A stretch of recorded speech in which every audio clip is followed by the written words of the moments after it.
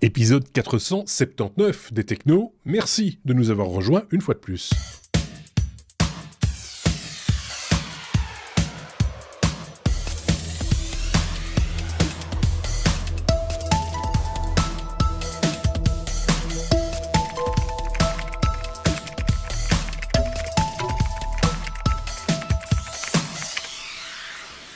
Tiens, je viens de voir que c'est le dernier épisode.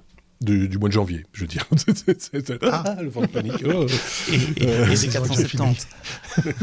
On a avec nous Sébastien d'un côté, un des deux Sébastien, et de l'autre on a notre ami suisse. Salut. C'est comme ça que je le qualifie, mais c'est parce qu'on te connaît surtout sur le prénom de Thierry, ce qui est pas mal aussi. Hein. C'est pas mal. C'est quoi un prénom typiquement suisse? Ça dépend de la région, tu me diras. Voilà, déjà, exactement. Ça dépend de la langue. Hein. Oui, c'est ça, exactement. Alors pour la Suisse romande, je dirais... ah bah tiens, j'ai plus de light. c'est l'effet des mots. C'est un prénom original, ça. Ouais, Roland peut-être. Qu'est-ce qu'il y a d'autre? Ouais, je vais t'en trouver. Là, si tu me prends à froid. Okay. C'est vrai que. Mais Thierry, alors pour la petite histoire, c'est les années 60. Thierry Lafronde, la télé, les séries télé, il n'y en avait pas beaucoup. Donc je soupçonne mes parents d'avoir croché sur cette série télé. Bah, t'as de la chance d'être né dans ces années-là, parce que sinon tu t'appellerais Kevin, quoi. Oui. Ok, bon, trêve de plaisanterie. Tout le monde s'est déjà barré, mais attendez, on n'a pas fini, on a des choses à dire. Évidemment, on a de l'actu. N'hésitez pas à partager cet épisode avec vos amis, à le liker, à mettre des étoiles sur les applications de podcast, etc. Allez jeter un petit coup d'œil sur notre site lestechno.be ou simplement sur notre chaîne YouTube, envoyez vos commentaires, etc. On vous lit, évidemment, et ça nous fait toujours bien plaisir. Je vous invite aussi à aller écouter nos hors-séries. Celui de la semaine dernière, c'était avec notre ami Aurélien. On parle d'énergie et je ne sais pas comment on traduit ça en français. J'ai oublié le terme français de cette débordement. Du Dunkelflaut, du débordement. Enfin, débordement. Ouais. Enfin, bref, ça parle d'énergie et de l'Allemagne, c'est pas le débordement. Voilà. Mais c'est très intéressant et ça a grand succès. La sécheresse énergétique. La sécheresse, oui, c'est ça. C'est quand l'énergie solaire et éolien ne tourne pas et qu'il va falloir avoir un petit coup de pouce, comment ça se passe entre pays, entre la France, l'Allemagne et tout ça. C'est très intéressant et à mon avis, on en parlera encore dans les semaines, les mois, les années à venir, parce que c'est un vrai problème, c'est un véritable enjeu économique et social et tout ce qui s'ensuit. Bref, je suis en même temps en train de regarder, je cherche mes boutons pour le premier sujet.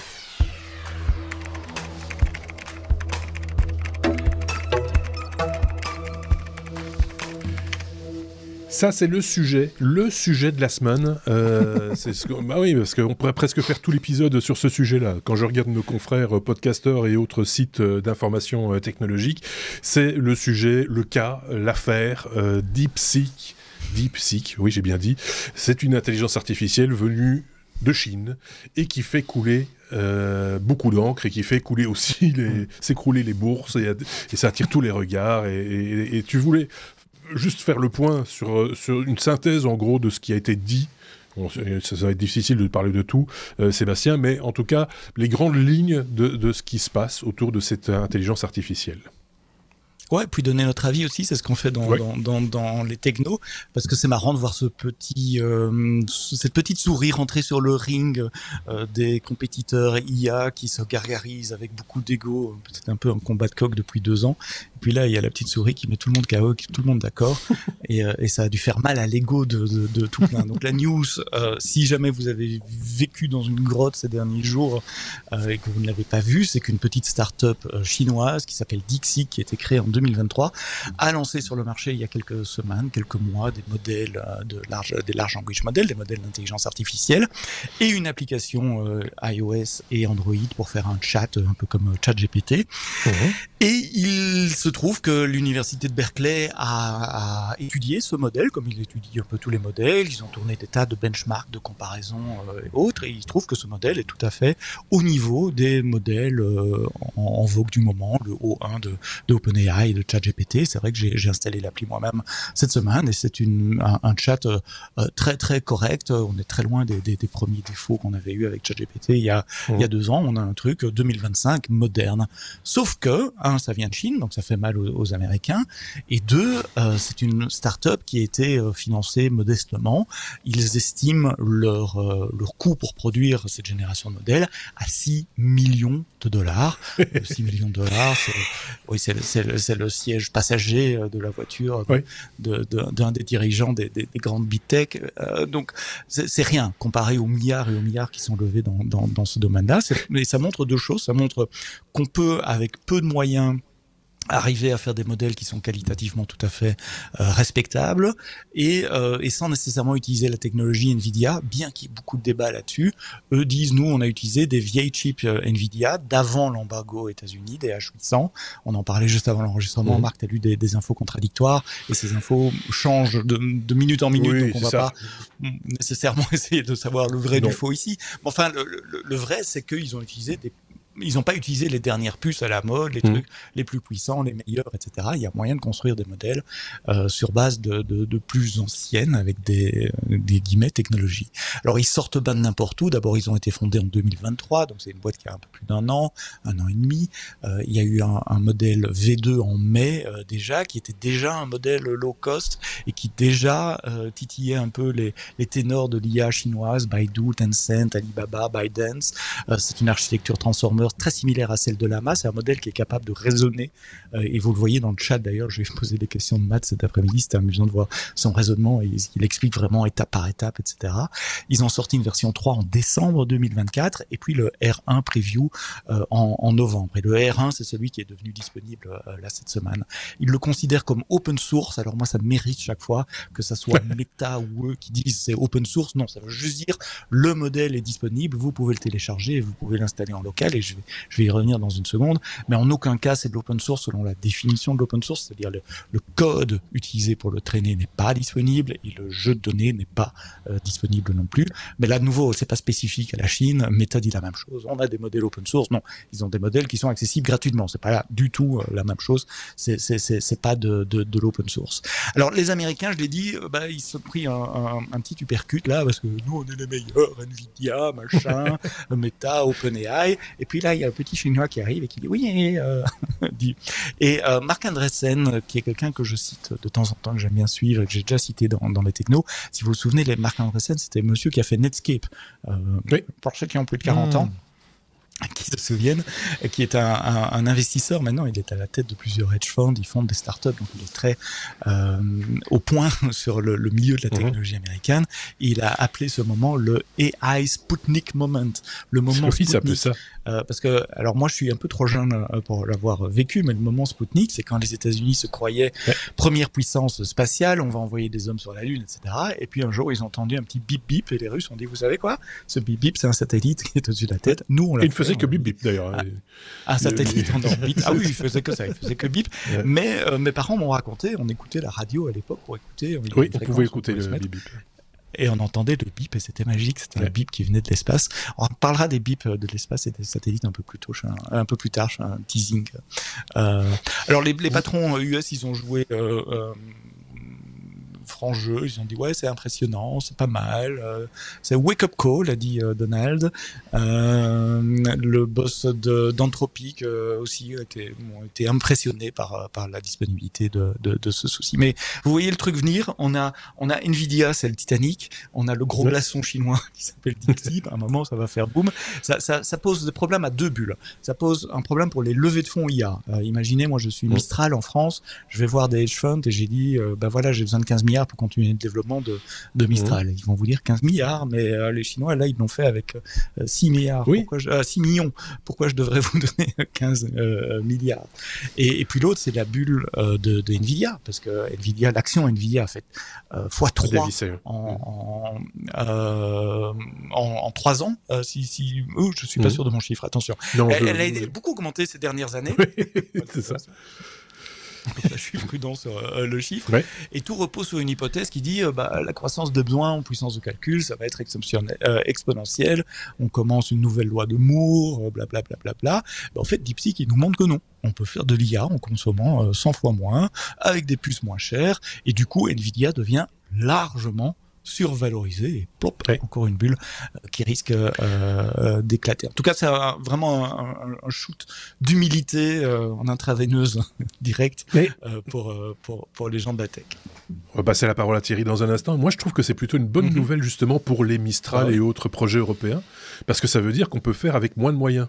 Et donc, ça peut nous remettre en gros dans la course, parce que finalement, si effectivement, ils n'ont pas beaucoup de moyens, parce que peut-être qu'ils diminuent les chiffres, ils jouent cette volontairement, ils mentent, peut-être ils trichent, mais si effectivement ils arrivent à produire ça avec ce qui correspond à peu près à la note de frais du CEO d'OpenAI, ça veut dire qu'en les ayant asséchés technologiquement, ils ont dû trouver des ressources différentes pour arriver à un résultat supérieur. Et donc finalement, partir avec les mains attachées dans le dos, ça peut porter ses fruits, et c'est plutôt une bonne nouvelle pour ceux qui ont peu de moyens de manière générale. Pour tout le secteur de la tech en général, parce que ça montre qu'on peut être plus accessible, et si c'est plus accessible, ça veut dire qu'il y aura plus d'acteurs sur ce marché-là. Et donc c'est bien. Ce qui est agaçant, effectivement, c'est tout le reste, tout ce qui va autour, parce qu'il y a la censure, on le sait tous, c'est un moteur de recherche chinois, qu'est-ce que vous voulez qu'ils disent d'autre que ce qui est chinois, en gros. Là, j'ai un truc à dire, parce que j'ai essayé, évidemment, c'est la première question que je posais quand j'ai installé l'application, c'est qu'est-ce que tu penses de la situation politique à Taïwan, ou qu'est-ce qui est arrivé aux Ouïghours. C'est les deux premières questions que j'ai posées. Alors, ce qui est très amusant, c'est que dans l'application, il répond, et il tire tout son texte, etc. Et puis la réponse s'arrête, et tout d'un coup la réponse disparaît, bloup, et elle est remplacée par une réponse beaucoup plus courte, où je pense que c'est un sujet très compliqué, il faudrait qu'on parle d'autre chose. C'est l'officiel de la censure un peu s'est endormi sur le bouton. Oui. Et c'est spécifique à l'app, parce que comme le modèle est côte open source, j'ai des collègues qui ont essayé de l'installer sur l'infrastructure cloud, etc. C'est très facile à installer avec Hugging Face, etc. C'est comme les autres modèles. Avec Olama, si vous voulez l'installer sur votre PC, vous pouvez le faire également. Ouais. Et dans le modèle, il n'y a pas de censure. C'est dans l'app qui est disponible sur l'App Store qui a cette censure. Mais le modèle, lui, il répond. Et puis voilà. C'est marrant comment ils ont implémenté ça en 2 temps, où ils laissent d'abord sortir et puis après ils censurent. Alors, raconter des couillonnades, ça, toutes les intelligences artificielles qu'on a testées ont toujours, à un moment ou à un autre, surtout au début, raconté des couillonnades. On en reparlera d'ailleurs un petit peu plus tard avec une intelligence artificielle française. Ça, c'est clair. Mais alors, il y a des trucs, des tests aussi. Thierry, tu as peut-être lu ça. Moi, j'ai vu ça. C'est pourtant des gens que je respecte parce que je les connais un petit peu, des journalistes, par exemple en Belgique, qui ont dit... J'ai interrogé cette espèce d'intelligence artificielle, je lui ai demandé qui j'étais, n'a pas su me répondre. On est en Belgique. Qu'est-ce que tu veux qu'une intelligence artificielle chinoise sache d'un petit journaliste dans un petit pays comme la Belgique? Excusez-moi, mais à un moment donné, tu parlais d'ego. Ça touche l'ego. Ça peut fâcher. Voilà. Thierry, toi, ton expérience du truc, si je puis dire. Moi, j'ai une pensée émue pour mes collègues quand on est sorti de la keynote du Big Boss avec son cuir de Nvidia. On était tous à se dire, tiens, on va vite acheter des actions. Et puis, en fait, quelques heures après, la bourse ouvrait et en fait, l'action était déjà en train de un petit peu descendre, ça n'avait pas eu l'effet escompté. Et puis maintenant, c'est la chute abyssale. Alors j'aime bien les critiques, les journalistes qui parlent de bourse, de finance, qui parlent effectivement d'un gros décrochement. Moi, l'expérience que j'en fais, c'est que DeepSeek, on oublie un truc qui a aussi marqué le coup, c'est l'application la plus téléchargée actuellement, parce que c'est gratos, c'est un chat GPT gonflé aux stéroïdes. Alors certes, on peut constater des lenteurs pour certaines requêtes, pas plus tard qu'aujourd'hui, en fait, inutilisables. Je pense que là, ils sont en train d'être victimes de leur succès. Le service était très difficilement atteignable, donc on revient sur chat GPT ou la version pro, en tout cas. Mais c'est assez bluffant. Alors, le conseil que moi je donnerais pour rester ouvert, l'esprit ouvert, faites vos expériences, allez vous amuser avec DeepSeek, mais ne le faites pas avec des documents sensibles, avec des données sensibles, parce que effectivement, le serveur, il est pas dans nos frontières. Déjà qu'avec ChatGPT, il fallait faire super gaffe, mais là... Mais ici, il faut qu'on fasse plus gaffe, parce que c'est une application qui appartient à une société chinoise qui rend des comptes à l'État, comme toutes les sociétés chinoises. L'association de consommateurs Testachat en Belgique a déjà déposé plainte, justement parce que les choses ne sont pas claires par rapport aux données personnelles. En même temps, ça permet aussi à Testachat de faire parler d'eux. Mais... chacun a ses moyens de communication, qu'est-ce que vous voulez. Mais ceci étant dit, c'est vrai qu'il faut être un peu vigilant et il faut mettre de temps en temps les choses... voilà. On a parlé de l'intelligence artificielle Act européen il n'y a pas longtemps. On en reparlera certainement. Il n'y a pas de raison que ça s'applique uniquement aux Européens et aux Américains. Ça doit s'appliquer à tout le monde. Donc autant le savoir aussi. Donc oui, n'allez pas mettre des documents ou des résultats d'analyse ou des choses comme ça à disposition votre compta ou votre comptabilité, parce que c'est vraiment super dangereux. On n'a pas fait le tour de la question. D'habitude, je dis on a bien fait le tour de la question, on n'a pas fait le tour de la question, donc on y reviendra probablement un de ces quatre avec peut-être d'autres chroniqueurs. On en reparlera à mon avis, mais en tout cas, on voulait quand même en toucher quelques mots, et là, ça fait quand même un bout de temps qu'on en parle, donc on va pouvoir passer à autre chose si vous voulez bien.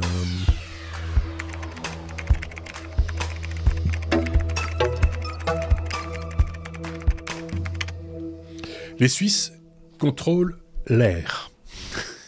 Ils contrôlent les montagnes et la neige. Maintenant, ils contrôlent aussi l'air. Avec des capteurs signés Logitech, que je ne connais pas personnellement. Je connais Logitech, mais pas les capteurs en question. De quoi, tout ça est très flou. De quoi était-il question ? Alors, quand je vous dis qu'il contrôle l'air, c'est qu'en fait, on vous vend ce device avec... C'est un petit galet. On raconte que ça peut fonctionner pas mal de temps sans devoir recharger la batterie. Ça ressemble à un petit galet qui ressemble un petit peu, on va dire, très schématiquement, au Google Home, mais il est un peu plus ovale. Vous le planquez pas forcément hors de votre vue, puisque vous allez le coller à la paroi d'un bureau, et on vous vend l'idée que, il va analyser effectivement le taux de CO2. Il est en fait bardé de senseurs. Il va déjà en fait capter quand le local, le bureau, la salle de conférence est occupé ou pas.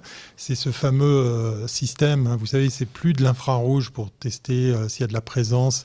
C'est une technologie assez sympa parce qu'on vous vend l'idée que, par exemple, sur certains de ces capteurs, on peut même les planquer derrière un matériau. On sera à même de voir s'il y a une présence humaine ou pas. Mais c'est surtout la qualité de l'air qui est ici examinée. Alors ça fait un petit peu sourire parce qu'en fait, effectivement, il est capable de mesurer la qualité de l'air, le CO2. Mais ce capteur, si on détourne son usage et ça commence à grincer des dents, c'est qu'en fait, on peut aussi mesurer la présence ou pas des collaborateurs dans certains bureaux, dans certaines pièces, dans certaines salles de conférence. Et il est déjà montré du doigt comme étant un mouchard, puisqu'il peut partager ces données brutes, que ce soit effectivement le taux de présence, les heures d'arrivée, les heures de départ, la qualité de l'air bien évidemment, mais il y a aussi l'hygrométrie, il y a aussi la température, il y a vraiment de quoi faire pour mesurer pas mal de paramètres. Mais il est reproché à Logitech que en fait, ça pourrait se transformer en mouchard. On a ce phénomène de grosses sociétés qui redemande aux collaborateurs de revenir du télétravail, de revenir dans les murs de l'entreprise pour travailler. Ça me fait penser à une petite pub qui a été très visible à cette fin d'année passée. C'était Spotify qui disait « Nos employés ne sont pas des enfants, on leur fait confiance quand ils travaillent à la maison ». En substance, c'était à peu près ça le message. C'était un petit peu pour se moquer effectivement des grands groupes qui ont envie de revenir en arrière, ramener le collaborateur à la maison. Alors là, dans le cas précis, ici, on ne sait pas ce qui va devenir justement, il va advenir de ces datas. Est-ce que c'est du cloud chez Logitech? Est-ce que ça va être partagé? Ça s'adresse principalement à des grosses sociétés qui ont effectivement plusieurs bureaux, plusieurs surfaces de travail. On raconte que cette donnée peut être totalement transparente et ainsi délivrée à bien plaire à l'acquéreur et à l'entreprise elle-même pour qu'elle en fasse ce qu'elle veut. Mais c'est surtout un outil qui est mis en avant pour la qualité de l'air. On a vu Logitech exploser dans la vente d'appareils comme les webcams, les micros et même un petit peu d'éclairage pendant la pandémie parce qu'il fallait se rééquiper, il fallait soigner son image, il fallait soigner son son pour faire toutes sortes de meetings en ligne. Et là, on les voit continuer dans cette voilà. Mais c'est sans compter effectivement les pieds au mur qui commencent à se faire remarquer sur ce traitement de la donnée et Bouchard qui pourrait devenir un petit espion, voilà, pour voir si vous êtes bien au boulot. Ceci étant dit, c'est purement technique. J'avais lu quelque part que ces capteurs sont devenus ce qui était au départ des capteurs de présence, comme tu disais, infrarouge à une époque, mais ça a évolué évidemment. C'est une autre technologie aujourd'hui. Ils sont tellement sensibles que certains ont poussé plus loin encore et qui le proposent comme objet pour veiller sur ta santé. Tu le places dans ta chambre et il est capable de repérer si tu as des apnées du soleil, tes pulsations cardiaques, t'imagines du sommeil. Oui, je dis sommeil. J'ai dit sommeil. J'ai dit soleil. C'est pas grave. Les apnées du soleil, c'est joli. C'est joli. Moi, j'ai des apnées de lune. C'est poétique. Principalement. Des apnées du soleil. N'importe quoi. Non, mais voilà. Et donc, c'est tellement sensible, tellement précis que c'est capable de repérer ce genre de choses. Alors, donc, toutes les applications sont... On raconte que chez celui-là, il pourrait aussi aller vers ça, effectivement. Mesurer le battement du cœur et ce genre de choses. Ouais. Micheline, soit vous avez de l'arythmie, soit vous avez quelqu'un avec vous. Soit vous êtes en train de faire un truc bizarre avec la personne. Oui, c'est ça. C'est quand même très bizarre d'avoir 325 pulsations par seconde. Il y a une hausse de température anormale. Aussi. Bref, voilà. Tout est dans tout, comme toujours. Il y a de très bonnes technologies qui sont détournées à des fins, des fois un peu, voilà. Et ici, c'est un peu le cas. On est à la limite, quoi. Je sais pas ce qu'en pense Sébastien rapidement sur ce genre de choses. Je vois de plus en plus de mes collègues s'équiper à la maison pour contrôler le CO2. Ça, je sais pas, ça devient un truc mode pour le moment. Oui, mais il y a eu ça pendant le Covid aussi. J'ai un capteur Netatmo à la maison de température, etc. Il fait CO2 aussi. Et c'est vrai que c'est assez sensible. Dès qu'il y a une personne en plus à la maison, je vois les niveaux qui oui, bien sûr. Des fois, ça explique une migraine ou des choses comme ça. Il suffit d'ouvrir un peu les fenêtres. Voilà, pourquoi pas. J'ai juste oublié de vous donner le nom de ce petit device, c'est le Logitech Spot. Voilà. On aura des termes un peu bizarres dans cet épisode. Ouais. Oui, c'est ça. Mais le Logitech, on voit souvent sous la marque Logi aussi maintenant. Il résume aux 3 premières lettres. Ok, on a fait le tour de cette question-là aussi, donc on peut passer à la suite.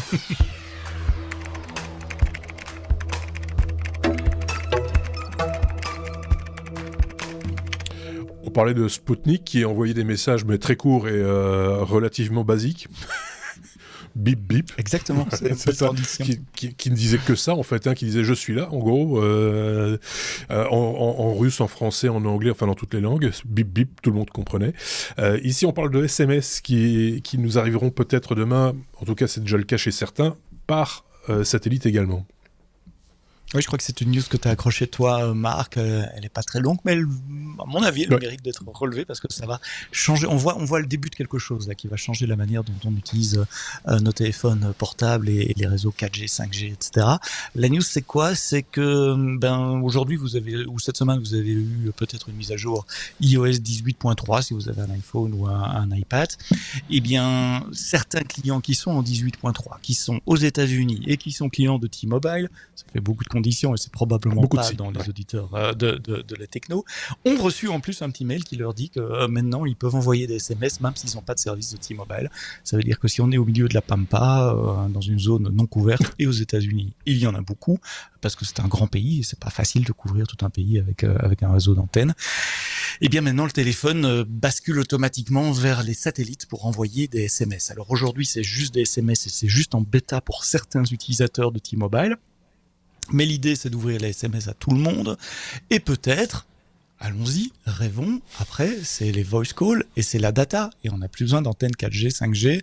On n'a plus besoin d'avoir une barre, 2 barres ou 3 barres. On sera en permanence couvert par le réseau satellite. Alors T-Mobile et Apple s'est allié avec SpaceX, donc la société d'Elon Musk. Ça passe par Starlink. Donc je répète que ce sont des satellites en orbite basse, quelques centaines de kilomètres. Que Apple avait déjà un partnership avec Globalstar pour les appels d'urgence. Ça, tout le monde, vous et moi, on l'a. Si vous avez un iPhone, les appels d'urgence peuvent passer aujourd'hui par Globalstar. En fait, aller sur le SMS, le voice et puis la data, c'est un peu que l'évolution suivante de ce genre de technologie.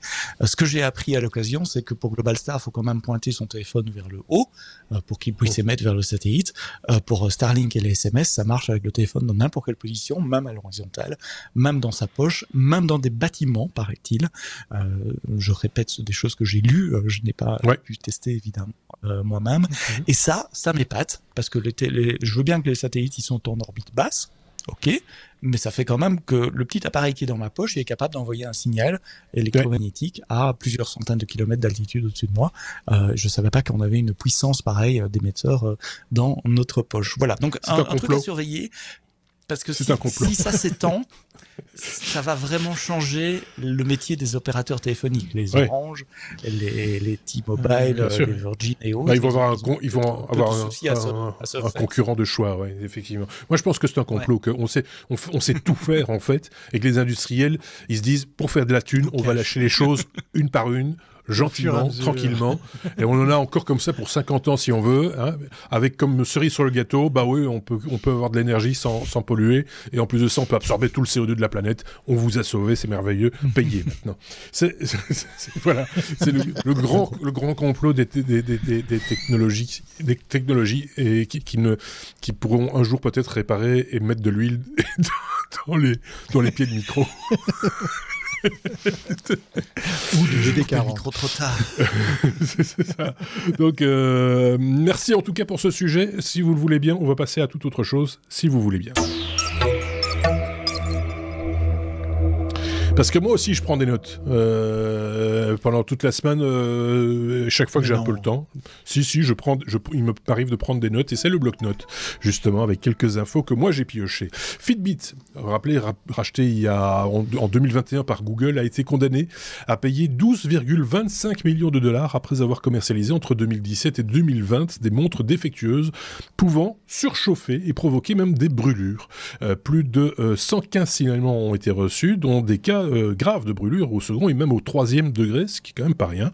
L'entreprise avait rappelé 1,7 million d'appareils, mais avait été sanctionné pour ne pas avoir signalé rapidement le défaut à la Commission américaine de sécurité des produits de consommation. Fitbit a également mis à jour récemment les modèles Sense et Versa 3 pour prévenir de problèmes similaires. Moi, je me dis qu'être brûlé au 3e degré par sa montre, faut pas être rapide pour retirer sa montre. Je veux dire, j'ai chaud. Je la retirerai bien.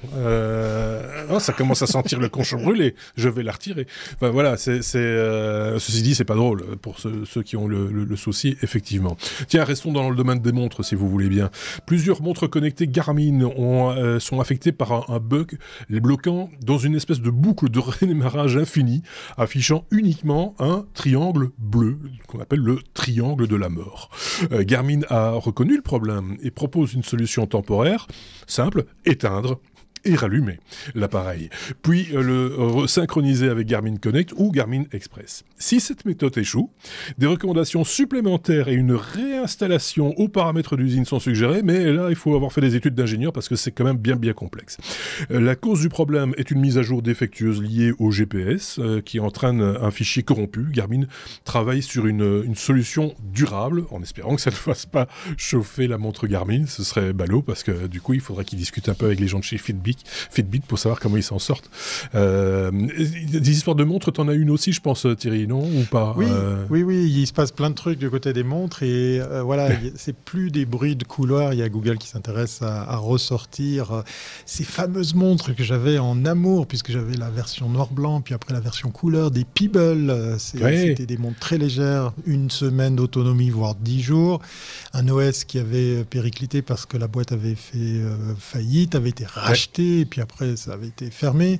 Il y avait des gens qui avaient poussé le vice à faire en open source Rebel pour Rebirth People, et là Google s'intéresserait à remettre le couvert. On attend de pied ferme la renaissance peut-être de serveurs et d'applications pour People. Alors se pose la question, mais à quoi ça sert ? On verra, on va suivre. On était plusieurs dans l'équipe au moment où ça a périclité, à avoir déjà l'envie de l'achat, parce que c'était pas très très cher, et c'était plutôt sympa, et c'était lisible, peu consommateur, très léger. c'était très lisible, très léger, ça consommait pas beaucoup, je pense qu'il fallait recharger une fois par semaine, enfin voilà, plein d'arguments qui nous parlaient, et heureusement on n'a pas acheté. Je dis heureusement, mais voilà, les deux. Voilà, c'est malin. Voilà. Ça, les Suisses, c'est toujours un petit peu en retard. Ils ont l'info, mais ils l'interprètent pas. Je sais pas pourquoi. La France organise un sommet mondial sur l'intelligence artificielle les 10 et 11 février 2025, co-présidé par Emmanuel Macron et le Premier ministre indien Narendra Modi. On s'attend à la participation de 100 pays et des figures majeures du secteur. L'objectif est de lever 2,5 milliards d'euros sur 5 ans pour créer une fondation à Paris dédiée à l'intelligence artificielle éthique avec des modèles économiques différenciés pour chercheurs, start-up et grandes entreprises. La France ambitionne de devenir un acteur majeur de l'intelligence artificielle avec une approche inclusive et éthique, tout en rivalisant avec, bien sûr, la Chine et les États-Unis.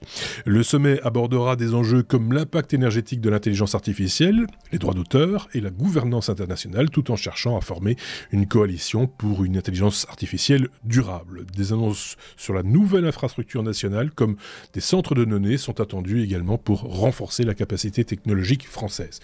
Avec ce qu'on a dit plus haut, en début d'épisode, je me demande si les 2,5 milliards d'euros ne seraient pas mieux placés justement dans des ingénieurs qui fabriquent une intelligence artificielle qui fonctionne. Parce que finalement, le but c'est ça, en bout de course, plutôt que de passer par un machin qui va faire des choses, etc., et ils vont faire des conférences tous les ans et ça n'avancera pas. Je pense que là, on passe peut-être à côté de je sais pas ce qu'en pense Sébastien, je le vois dubitatif, mais non. Ah, t'as coupé ton micro, donc on ne t'entend pas, Sébastien, on ne t'entend pas. C'est parce que je tousse beaucoup et je suis malade, je disais on va en reparler minutes qui viennent dans une autre séquence. Bah oui, c'est ça, parce qu'il y a de l'actualité de ce côté-là. Teasing. Ah oui, encore. Ouais. Un développeur a conçu une version de Snake. Ça fait 2 semaines que je parle de Doom, donc cette fois-ci je parle de Snake. Si petite, la version de Snake, si petite qu'il tient dans un seul pixel. Pour y arriver, il exploite les subpixels des écrans. Les subpixels, c'est une sous-unité d'un pixel sur un écran, celle qui contient les couleurs, en fait, les 3 couleurs de base que sont le rouge, le vert, le bleu. Le jeu baptisé Subpixel Snake par son développeur, Patrick Gillespie, utilise un subpixel pour le serpent et d'autres pour les cibles à manger. Donc tout ça, c'est très facile de jouer avec. Il suffit d'avoir un microscope, parce que sinon tu ne vois rien du tout. C'est disponible sur GitHub, paraît-il, et ce projet met en lumière, c'est le cas de le dire, les subtilités des écrans modernes, notamment OLED et IPS, beaucoup de temps. et devrait inspirer donc d'autres développeurs. Donc la semaine prochaine, je ne sais pas de quoi, je vais vous parler d'un autre jeu, peut-être, voilà, c'est encore Doom ou Doom. Moi, je l'aurais appelé Worm, vert, puisque un petit Snake, ça fait... Oui, mais ça, c'est pas très bien vu dans des moteurs de recherche. Non, Worm, ils n'aiment pas trop. Ouais, on n'aime pas trop ça. Ouais, voilà, je vous ai donné tout ce que j'avais dans ma besace. On peut passer, si vous le voulez bien, à la suite.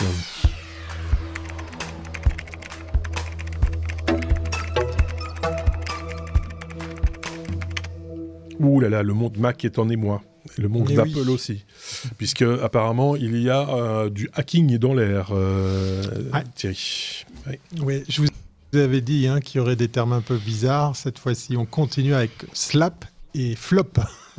D'accord. Slap et flop sont sur un bateau. Ni slap ni flop tombent à l'eau. Que reste-t-il ? Eh bien, il reste un bug, en fait, une faille dans les produits Mac. Et là, malheureusement, ça va toucher plusieurs devices, puisque ce sont principalement ceux qui sont équipés du processeur M2. Vous savez, celui après le M1 et avant le M3. puis le M4. Voilà, pour un petit peu enfoncer une porte ouverte. Non, voilà, en fait, des attaques qui permettraient tout simplement... Alors moi, je dis tout simplement, je ne suis pas hacker, mais j'admire la prouesse, puisqu'il suffirait d'aller se balader sur certaines pages qui viendraient injecter l'attaque.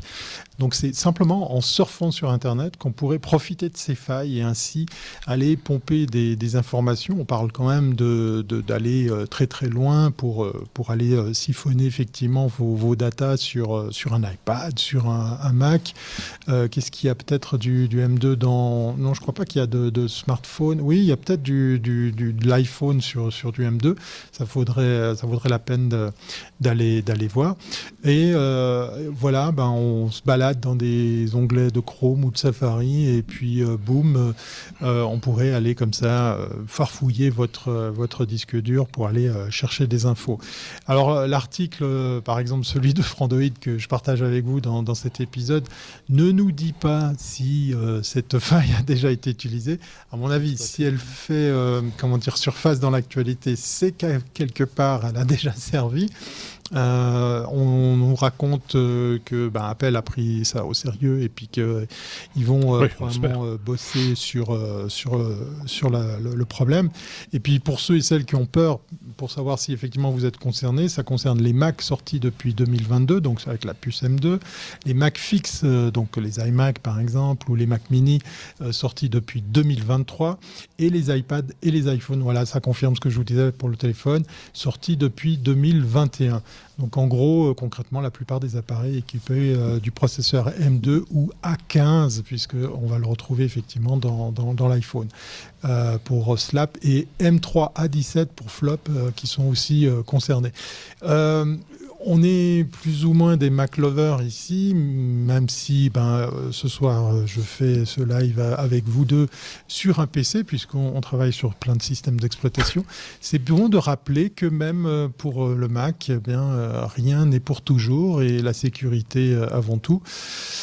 Donc voilà, c'était juste pour faire mon intéressant, pour vous dire que même sur un Mac, on peut se faire hacker. Et comme tout s'explique, oui, comme tout s'explique, je signale que nous enregistrons, donc nous sommes mercredi, le 29 janvier, qu'il est 21h45 et qu'on était supposé commencer à 20h15 et que grâce à ton PC, on a commencé 45 minutes plus tard. Mais ça, c'est un détail. Oui, c'est à cause de mon routeur. C'est bas, ça. C'est vache, je suis vache. Oui, c'est pas gentil. Mais je compatis, j'accepte la critique. Je suis sur un PC, que veux-tu ? Oui, bien sûr. Sébastien. Comme Thierry l'a dit, c'est une faille au niveau du CPU, et on a fait un hors-série récemment, un dossier sur les CPU. On a parlé des failles CPU qui ont affecté Intel et AMD dans le passé. Apple Silicon y est aussi. Elles vont probablement être patchées, pas au niveau CPU, puisque c'est gravé dans votre machine, vous ne pourrez pas le changer, mais il y aura très probablement des mises à jour, des correctifs au niveau du système d'exploitation pour empêcher l'exploitation de ces failles, au prix probablement de quelques cycles d'horloge, et donc un peu de performance de nos machines qui vont partir. Chapeau, comme tu l'as dit Thierry, aux chercheurs du Georgia Institute of Technology en Géorgie aux États-Unis qui ont découvert ces failles, qui les ont documentées, qui vont les présenter dans des conférences à venir à Usenix Security Symposium. Exactement. Et au IEEE Symposium on Security and Privacy. Ce que j'adore, c'est que quand ça touche les processeurs x86, que ce soit Intel ou AMD, on leur donne des petits noms à ces problèmes. Tu vois, Meltdown, Spectre. Quand il s'agit d'Apple, ça va pas durer suffisamment longtemps pour qu'on lui trouve un nom. C'est ça qui m'énerve. Slap et flop. Oui, c'est ça, flap et flop. Enfin, on n'a pas Slap et flop sur un bateau. A trouvé ça. Je suis désolé, mais ça ne va pas du tout. Ça ne va pas du tout.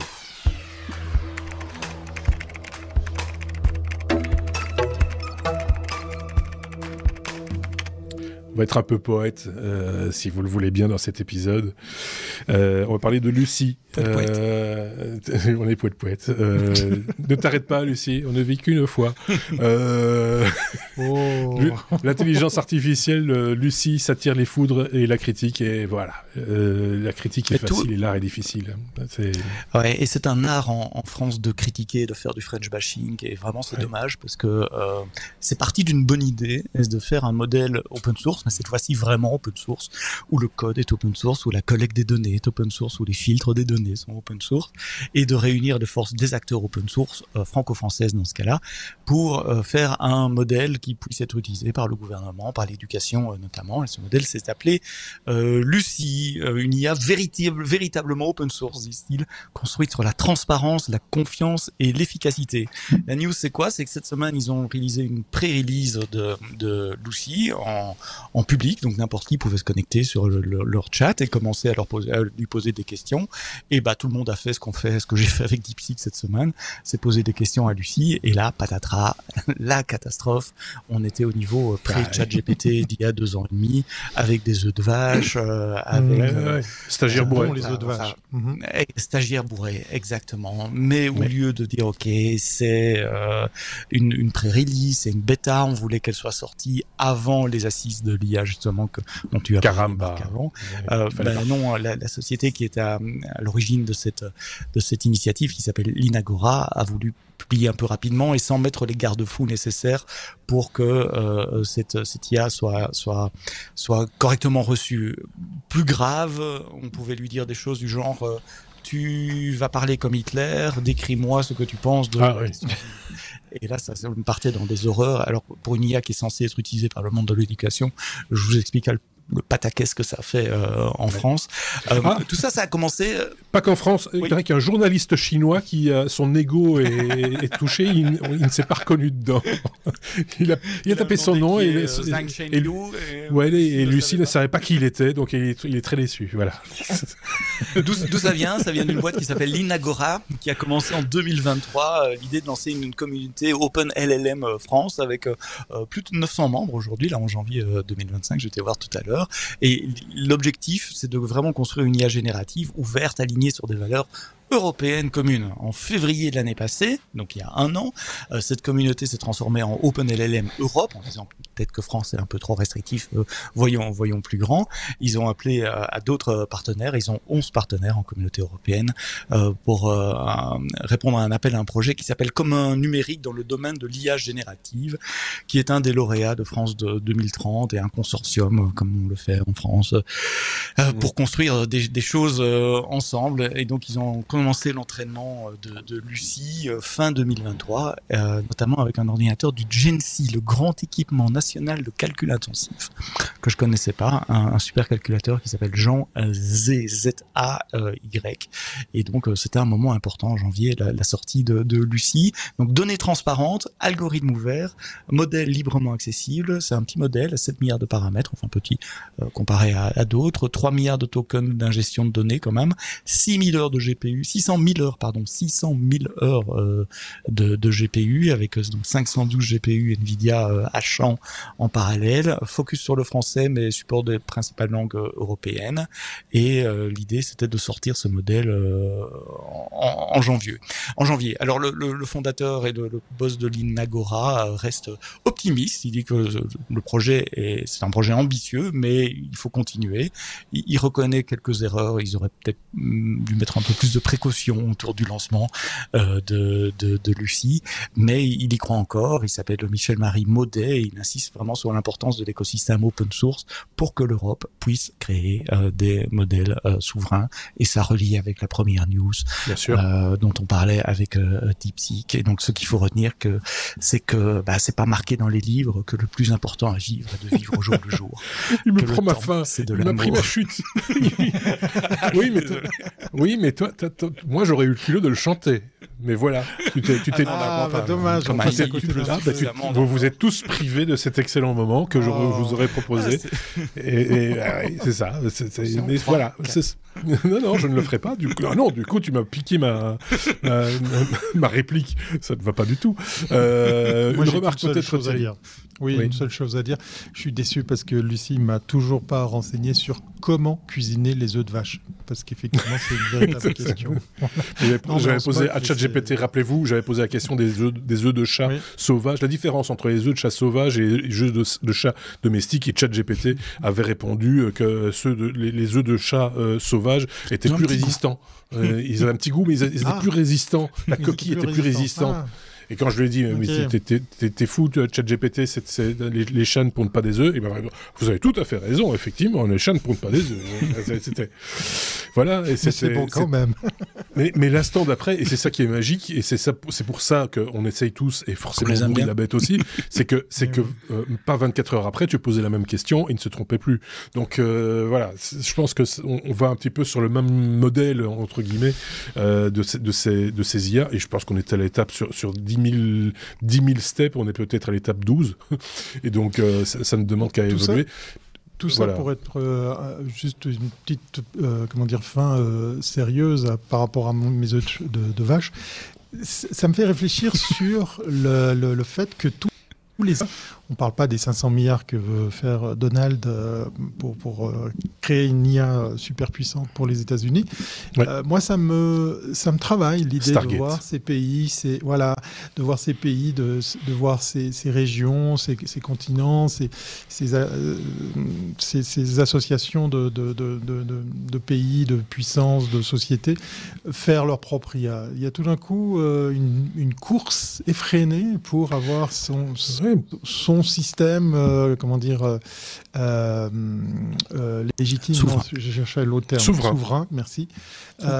J'arrive pas à comprendre l'utilité de tout ça. Peut-être je suis un peu... et c'est pour être souverain, justement. Oui, je sais, pour le pognon, mais au-delà de ça... Non, pas que le pognon, c'est que ça crée des besoins, et qu'à un moment donné, il faut pouvoir assumer. Prends le GPS, par exemple. GPS, il est américain. Oui, alors là, je suis d'accord. Ouais, je comprends. Oui, mais c'est exactement la même chose. Il y a d'autres fonctionnalités comme ça. Alors, je résume, mais c'est très ramassé, mais il y a plein de choses comme ça pour lesquelles on est totalement tributaire de ce qui se passe à l'étranger. Les batteries de bagnoles, par exemple, aujourd'hui, c'est compliqué quand même. Oui, j'ai vu pour les satellites, pour contrer Starlink, il y a aussi un projet européen. Voilà, c'est ça. Et les large language models s'alimentent de données, on leur donne nos données. Voilà. Quand on leur pose des questions, de résumer des documents, si on veut d'analyser des data, etc., on leur donne. Il ne faut pas les donner aux autres nécessairement, on veut pouvoir les garder pour nous. Faut pas être si généreux. Non, mais c'est vrai. Et je pense qu'on est dans un moment là maintenant avec ce qui se passe dans le monde de manière générale, ma bonne dame, et ce qui s'est passé aux États-Unis, ce qui se passe en Chine, enfin partout dans le monde. Il y a deux manières de réagir, soit comme des lapins dans les phares de bagnole, soit comme des chiens dans un jeu de quilles. Et il faut peut-être mieux être des chiens dans un jeu de quilles que des lapins dans un phare de bagnole. La fin est plus heureuse d'un côté que de l'autre, je pense. Mais voilà, ça pond des œufs. Non. Alors l'intelligence artificielle suisse, elle est pas née, hein, ça je vous le dis tout de suite, c'est clair.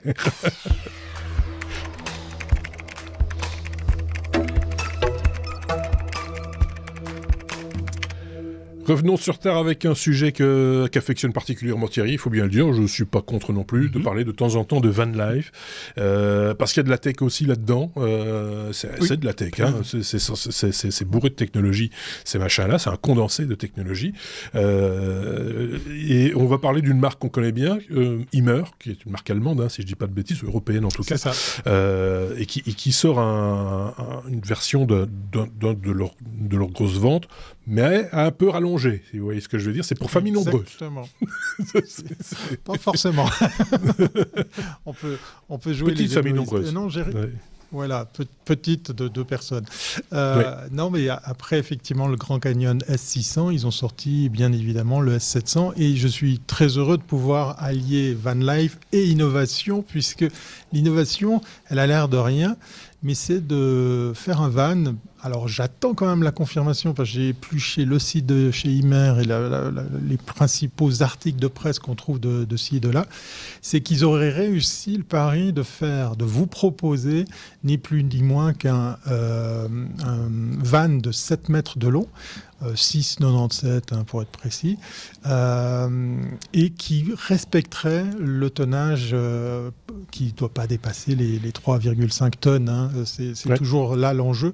Donc j'ai envie de croire que Immer, qui bosse avec des bons matériaux, hein, ils sont très très forts sur l'aménagement, le look. On a 2 versions pour ce modèle Grand Canyon S700, donc 2 finitions. On a une vraie penderie, une salle de bain, un lit dans le sens de la longueur qui peut se transformer soit en grand lit, soit en petit carré, comme j'aime l'utiliser ce terme qu'on retrouve en navigation, ou deux banquettes séparées. Et tout ça sur une motorisation qui pourrait aller aussi sur du 4x4 si vous le souhaitez. Et je mets des guillemets, mais j'ai envie de croire qu'ils y sont arrivés. Tout ça en dessous des 3,5 tonnes.